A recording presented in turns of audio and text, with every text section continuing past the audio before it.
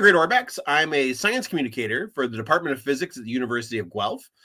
So I head up a lot of our social media and digital education formats, as well as do a lot of our outreach, and I organize events in our observatory here at the University of Guelph.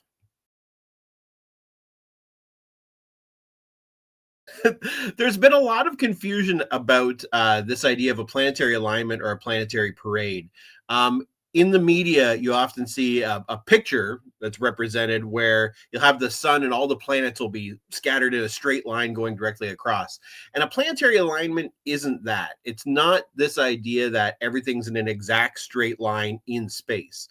The idea behind a planetary alignment is that we'll actually be able to see with the unaided eye, and with binoculars and a telescope, you might be able to see 6 planets in the night sky at the same time, just after sunset, actually all throughout January and into February. Now, they're saying that January 21st is the best night for viewing, and the major reason behind that is that the moon, which emanates its own light reflected from the sun, can obscure some of the planets that you might see because it is so bright. So the moon doesn't rise in late January until after midnight.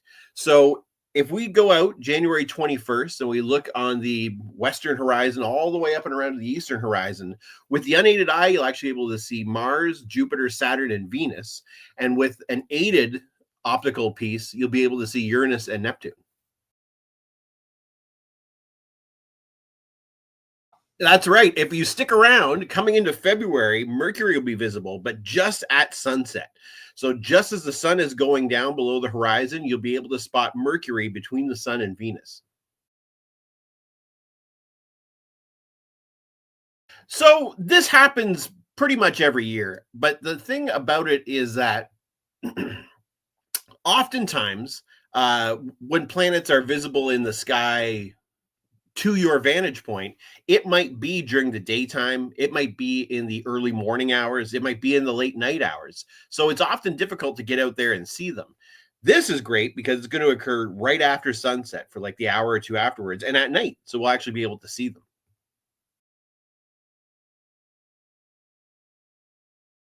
January is fantastic for planet spotting in general. We've just had the occultation of Mars by the moon, where the moon goes in front of the red planet and emerges, and you see Mars passing behind it, coming out the other side.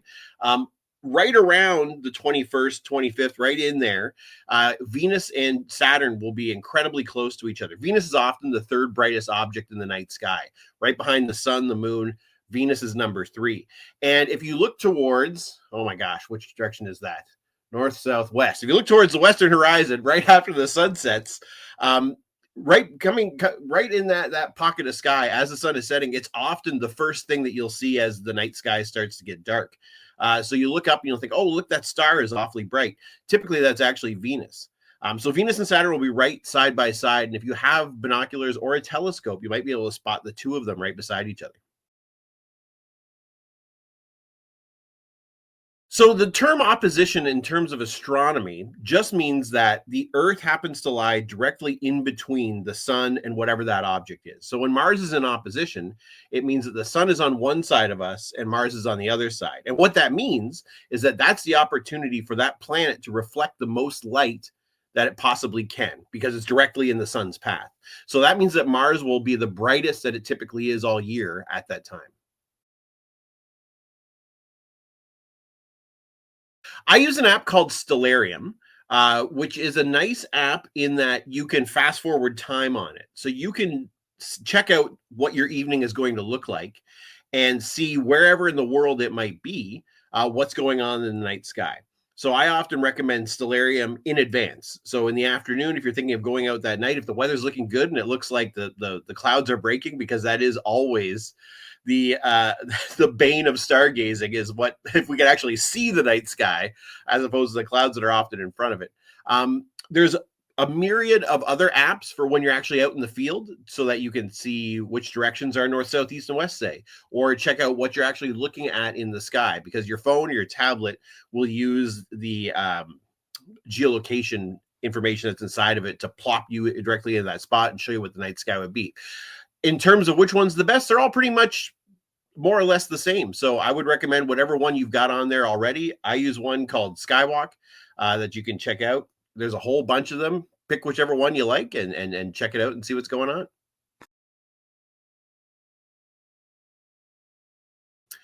Well, I've always loved science and I've always been interested in physics. I did an undergraduate degree in physics back. I graduated in 1996, last century, and I did a master's degree. And then I dropped out of my PhD to travel the world as a sideshow performer.